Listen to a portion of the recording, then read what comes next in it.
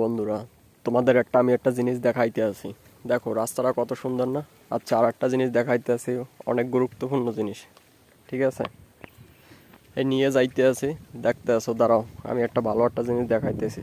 চলো, এই যে চলে আইছি, দেখছো? এই দেখো সুন্দর একটা ঘাটলা, কিন্তু এই জায়গায় বৈশিষ্ট্য জিনিসটা কি আমি বলতে আছি। এই সোজা, পুরো এই সোজা একটা রাস্তা ছিল, ঠিক আছে?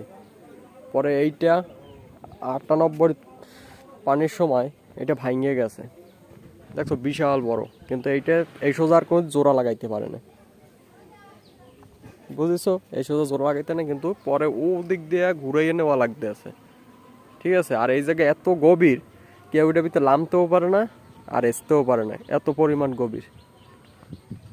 দেখছো, এটা প্রচুর গভীর, কেউ নামতেও পারে না, আসতেও পারে না। আর একটা জিনিস কি, এটা ভিতর 3 থেকে 4 জন সাইড দিয়ে মেশিন বসাইছিল, একটানা 3 মাস এসছে, তারপরও এই পানি আসতে পারে না। আর দ্বিতীয় কথা হলো, এই জায়গায় ডুবুরি নামাইছিল, কিন্তু ডুবুরির আরও ভয়তে চলে আইছে, মানে তারা নামতে সাহস পায় না। ভাই এইটা এতটা ভয়ঙ্কর হয়ে গেছে, বলছেন? এটা 98 পানির সময় এটা ভাঙ্গিয়া বিশাল এরিয়া নিয়ে হয়েছে।